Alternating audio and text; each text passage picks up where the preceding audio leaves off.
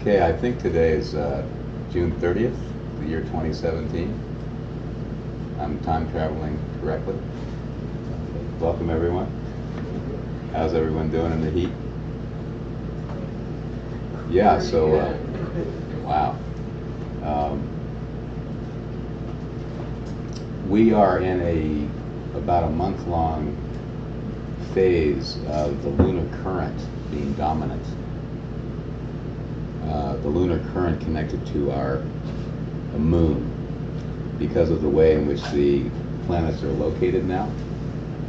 They're all fundamentally looking to the moon as their guide, except for we have a brief window of time that it did last most of last month, with Venus being in Taurus in her own sign, the high feminine, and Neptune being the goddess of the ecstatic consciousness, to get the portal to the heavenly worlds, having been in her own sign since 2011.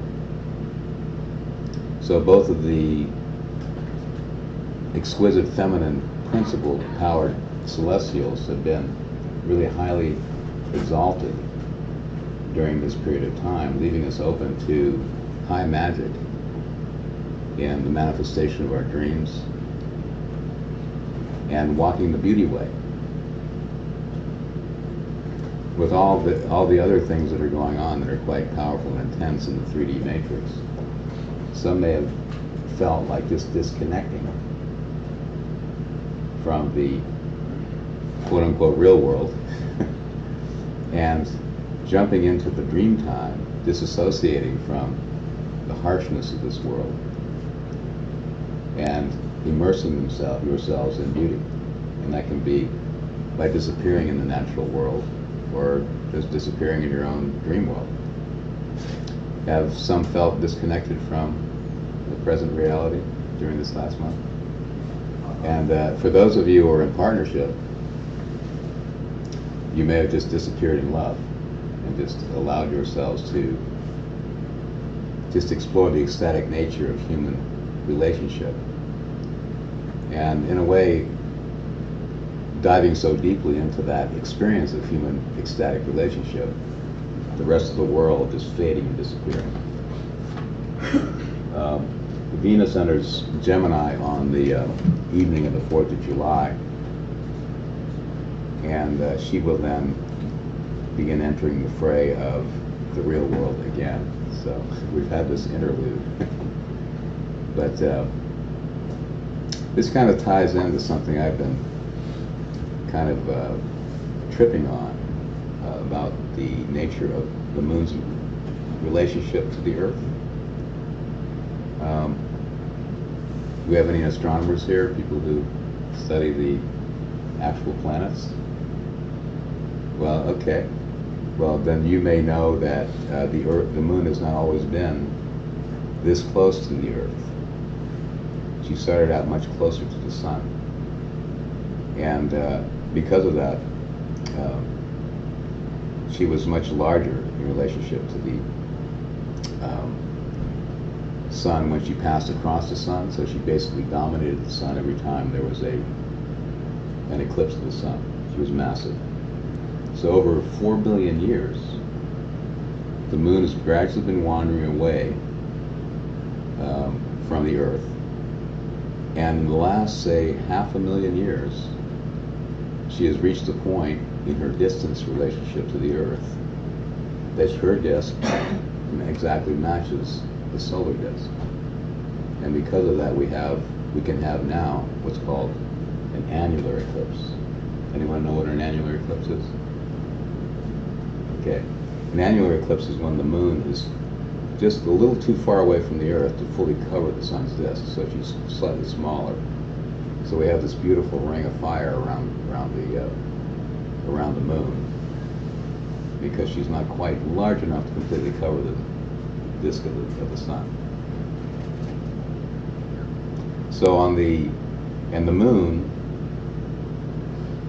is the only celestial who is solely focused on the Earth. She revolves around the Earth. So if you feel into that as a metaphor, it's through her that Earth life gains focus, and emotional intensity. So that's why the moon is connected with the mother. Without our moon being the size she is in relationship to the Earth, life on Earth would not be possible. So the lunar current is focused on life here on Earth. Some may want to call that 3D, or the mortal world. So when the moon would move in front of the sun, for the last 4 billion years, she would totally dominate the sun, which is immortality, the spirit of our awareness of our immortal true nature. The deep concerns about earthly survival in clan and tribe would dominate our awareness of our immortality. But that phase is now beginning to come to an end. And it's interesting that it's just been in the last, we're right in the middle of about a 1 million year period where the moon will most closely fit over the disk of the sun. And in about a 500,000 years, she'll be so small, having moved so far away from the Earth, that she'll no longer be able to eclipse the sun. Which symbolically says to me that earthly concerns will no longer be able to eclipse our deep awareness of our solar immortal nature. So, and it's interesting that this period kind of covers or begins right about the time that, according to the Sumerian texts, the Anunnaki brought our present human race into being about 450,000 years ago. So this time of the lunar current matching the solar current almost defines the emergence of our present human race. And we are at the middle or cuspal point of the balance between our experience of mortal life, our deep concern for close bonded relationship, family, the moon, tribe, and our complete awakening to, as the Hopis call it, the age of flowers. The profound nature of our true being as a radiant star that lives throughout eternity. We don't really have one life. We have many lives. Some of it is in a body, some of it not. But it's really one life. So within our human language, especially English, when you say someone's alive, that means they're in a physical body. But actually, it's a very small blip in time. The more you become aware of your true nature, your immortal nature, the more you will realize and experience yourself as an eternal being. And that feeling of the pressure of only having so much time, which is true on one level, will gradually dissipate. It'll still be there, as realizing you have an opportunity within this incarnation to perform or fulfill certain agreements. But the pressure of time will no longer be there, because you will more and more deeply experience your eternal nature. And it won't just be a phrase, it'll be a living experience. The reason I'm spending some time on this is because this month, coming through July, the lunar current is so powerful it seems to be dominant. And the way in which the lunar current dominates is through personal concern about family and tribe. On a historical level, the lunar current evolved to the nation state, where we identify ourselves as a member of a particular nation, as opposed to another tribe called Russia or Iraq or Iran. We are Americans, which is a tribe in its own. So the nation state is an evolution of the lunar current, but it's still basically tribal in nature. So the reason that this is so powerfully lunar in nature this month is because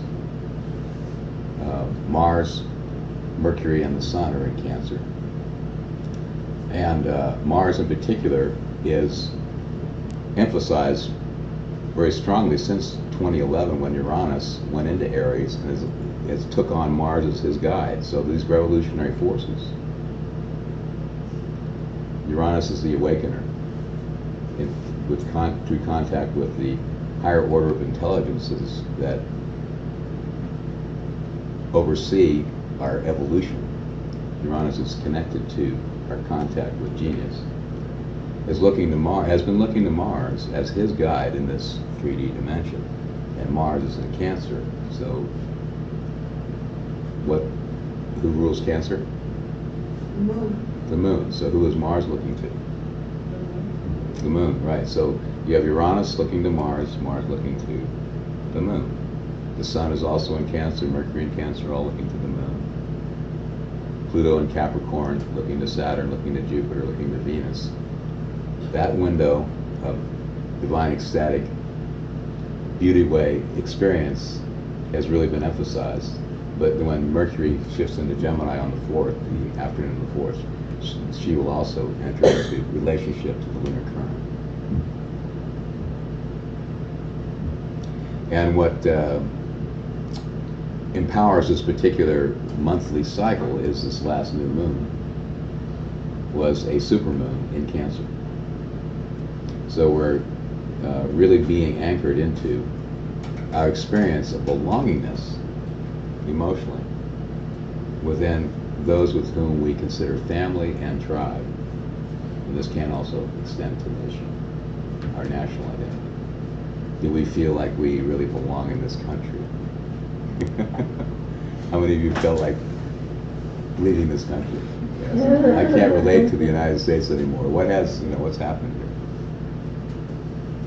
But that's the greater extension of the lunar current, into feeling like you have arrived home. On an earthly level, you can relate that to being in a proper power spot on Mother Earth. Because the lunar current fundamentally is about how at home you emotionally feel, how well you feel received and invited to be here on planet Earth. And many who are on the starry path have wondered whether it even belong here on Earth itself. Earth does not feel like home. But so this is all being really powerfully emphasized through July 20th, 22nd, and 24th, the end of July, when Mars first shifts into Leo on the 20th, and then the Sun on the 22nd. And we have this incredible gateway of enthusiasm and fire lighting up. So knowing this, it's a good idea to realize or recognize that we're all in this together, because we can easily feel the emotional intensity of others, an edginess that with the moon will be taken personally, or where others close to you will imply that you are the cause of their emotional edginess. We're all feeling this. So during times like this, I remind myself that we're all in this together and not to take everything personally. So how many of you have felt a little extra edgy emotionally and wondered whether the universe is picking on you? It's not. The sun is shining equally on all of us.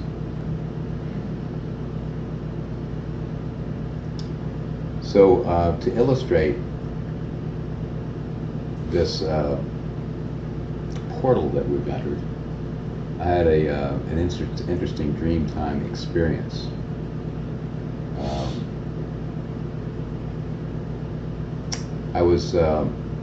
I found myself in an ancient, what felt like Mexican or South American village. And these ancient sorceresses had control of this village. And one of them one of them inserted like a cicada-like beetle in my left ear, which I quickly removed to cast a spell on me. And they were surrounding me and closing in on me. And to my surprise, this tornado, I felt this tornado like wind, and this giant funnel of light swept me up into the sky. And I could see the sorceress kind of amazed, looking at me as if a savior had appeared. And that was the end of that particular experience. And it's difficult for me to find the words to describe this. It wasn't just like a tornado. It was crystal clear, because in a tornado all this debris gets swept up. And there were like angles within it, almost like a crystal. But I was just swept up in this light vortex into a higher dimension. And the reason I'm mentioning this is because the sorcerer's dominated village can be very lunar. In other words, you are dominated by the social convention of the village that you are a part of. And there's a certain spell casting within those cultural eddies that are designed to keep you connected to the overarching moral dominant signature of that village to maintain its unity. So the spell casting is broken when this portal of light sweeps you up and you awaken to a higher dimensional awareness of your soul. So, but in the meantime, those sorceresses were closing in on me. It's like I felt like I had no escape. There's no way that I would be able to avoid being eclipsed by the dominant demand of that village's sorcery, be a part of that sorcery, that village matrix, and to maintain its existence and the unity of membership. So societies and cultures have a way of spell casting. Your own family has a way of spell casting. It's a form of sorcery, not conscious. That where the spell is cast in order to maintain family or cultural or national unity. So that's the lunar current. The lunar current is designed to give you a feeling of belongingness, of support, where those you were close to embrace you and you feel at home. And that's true on the animal soul level. On the animal soul level, belongingness is a means of survival. But as the soul awakens and reconnects with the spirit, you realize that your belongingness is really founded upon your awakening. And what happens when you awaken? You're standing, you're funneled up into the sky, and everyone else is looking at you. It's like, wow, what happened? Whoa, You might feel caught up above and beyond those who you previously had identified as your family, your tribe, or your nation.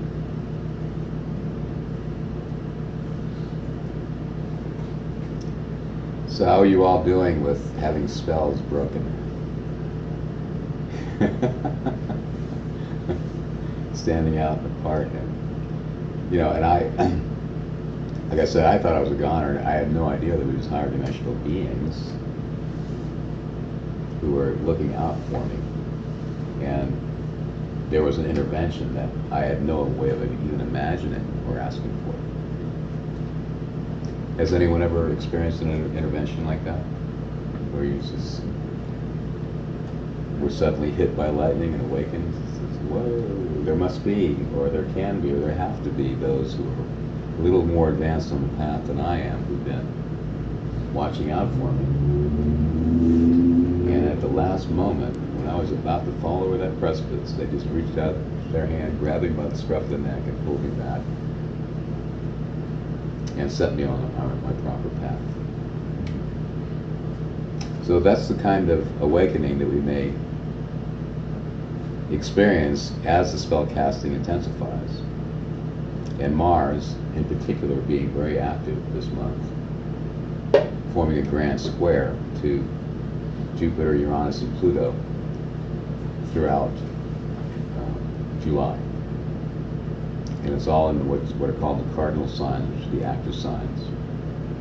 And a grand square is the most powerful kind of configuration between the celestials as possible.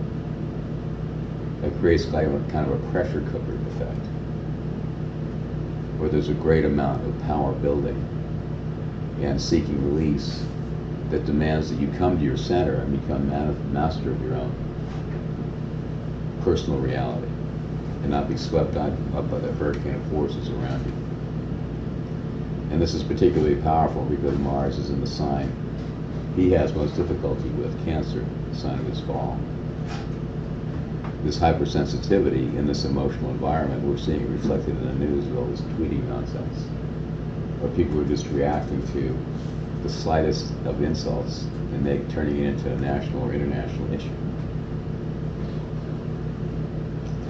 So don't turn your partner's slight insult into an international issue that requires going to war. So watch how you navigate through environments where people are just a little more touchy than usual. And with Mars, men in particular are having a little bit more of a challenging time because by nature Mars is related to the male yang energy. And men are being asked to be particularly sensitive to their tendency to overreact and emotionally take charge of the situation that doesn't need to be taken charge of. We tend to jump in and want to fix things when things get emotionally swirly or a little out of balance or uncomfortable. So it's particularly important that we as men not rescue others or attempt to assert ourselves in a way in which we're attempting to fix an emotionally uncomfortable situation before we've really heard and listened to all parties involved.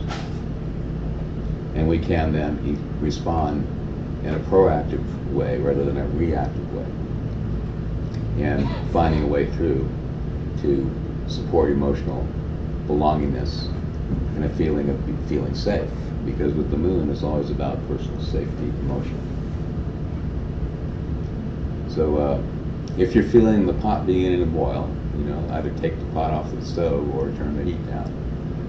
But there is a certain amount of boiling that's required to cook the food, so it can be productive. Just make sure the pressure cooker lid is on tightly, so it doesn't make another hole in your ceiling. I remember as a kid, I remember seeing the holes in the ceiling where my mom just did not put that pressure cooker lid on properly. Oh, there's another hole in the ceiling. But if you affix the lid properly, then you can have some great tasty food as a result of the pressure that's building in your life that's cooked what is useful and edible to you.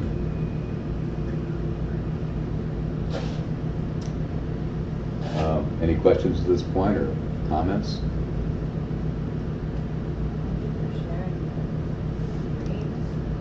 Yes, more than a dream. It was an experience. It's still with me. So we have a full moon next week. Yes, full moon the full moon is next Saturday at exact at 9:07 p.m. just right around sunset. And it's in the sign of Capricorn, which will be a highlight of the lunar matrix that we're experiencing now, because Capricorn is opposite to Cancer. The sun will be in Cancer, the moon will be in Capricorn. Or that the moon will go into Capricorn Friday morning around 11 a.m. So we'll start feeling it then. And throughout the weekend, through the evening of the 9th around 10:30 when she goes into Aquarius, this will be the most important and powerful time. And this is particularly highlighted because the planet Pluto, which is the pressure cooker, is in Capricorn, and this full moon will be right on Pluto, the sun being opposite Pluto the next day. So in a way, the culmination of our capacity to stand in our adult nature, Capricorn, in counterbalance to our emotional sensitivity, will be highlighted through next weekend, the following weekend. And each weekend, each of the last weekend, this weekend, and the weekend of the full moon and the following weekend, the pressure cooker effect will be at its greatest intensity. So if you're feeling like the weekends are kind of wild or have been wild, it's because we're being asked to find the eye of the hurricane within the center of the storm as the pressure builds, so we can perfect our manifestation powers and be a source to others of emotional comfort and safety. Once you've mastered your own emotional nature, not suppressed it, but come home to loving and being at home with yourself, then that opens the door to others to feel safe and emotionally supported and at home on this planet as well. So if you feel like someone's just getting a little too edgy and just too tranced out by the lunar current, one way to really calm them down is just to cook a nice meal for them. The moon is very much connected to our feeling fed, feeling well. Cook a home-cooked meal for someone, and they just feel like they have been just invited to planet Earth. There is a place that they belong. So belongingness will be emphasized throughout the month, and it's important that you claim and you embrace your own experience of belonging here on planet Earth, whether that's recognized by others or not. And that experience of your feeling like you belong will then open the door for others to feel like they belong as well. Thanks for bringing that up. That was important. And also, with the lunar current being emphasized, once or twice a month, usually just once a month, the moon enters the underworld in Scorpio. And this month, she enters Scorpio Sunday morning at like 10 a.m.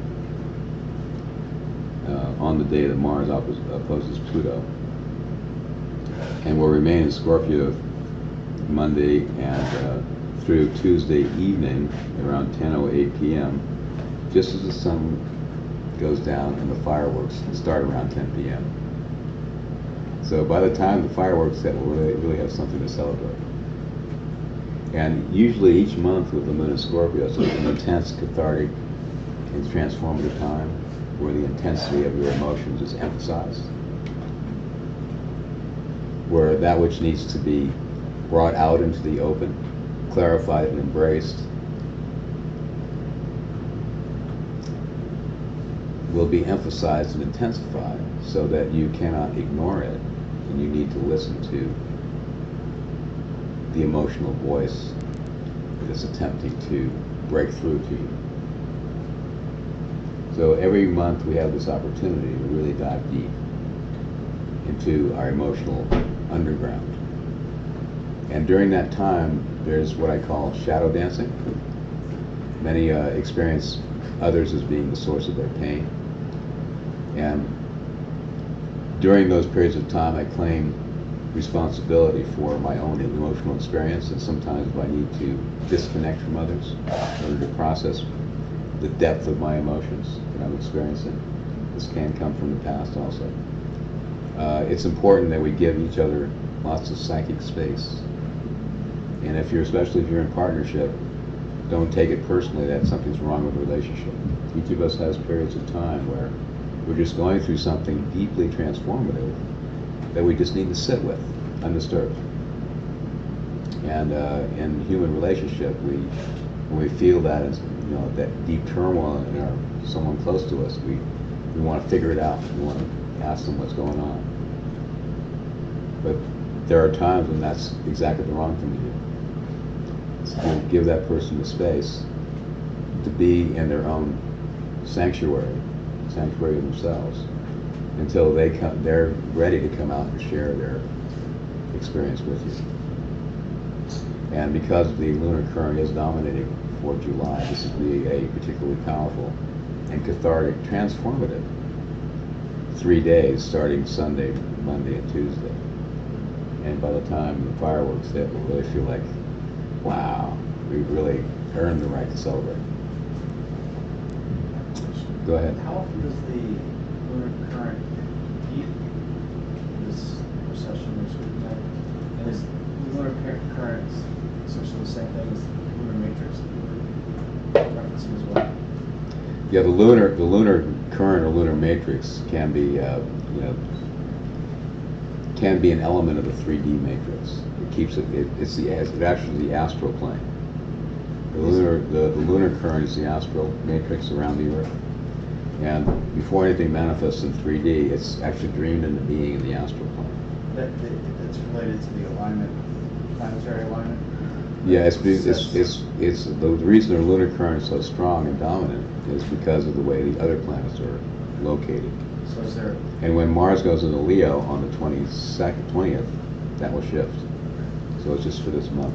Is there a periodicity type? No, Okay. not in the way that I'm speaking. Yeah. Except on the newer full moons, then lunar current can dominate for that period of time. But just because of where the other planets are now is the reason that the lunar current is so dominant I see. through. So the lunar current's always in play. It's just especially dominant. Yeah, it's the soul matrix that links spirit and body. You have the spirit, the sun, the moon, the lunar current, and the physical. Starwalker, Uh-huh. how does this relate when you talked about tribe and family? I thought of America and its leadership and the family around it. Right. How does this constellation relate to the bigger family that is leading this country at the moment? Yeah, it'll be interesting to watch how America, because it is a Cancer nation, Sun in Cancer, either pulls in a protective, overly protective fashion, or begins to turn a corner where it recognizes its need to be a member of the larger matrix that's unfolding across the planet. And at this point, it seems like it's pulling in.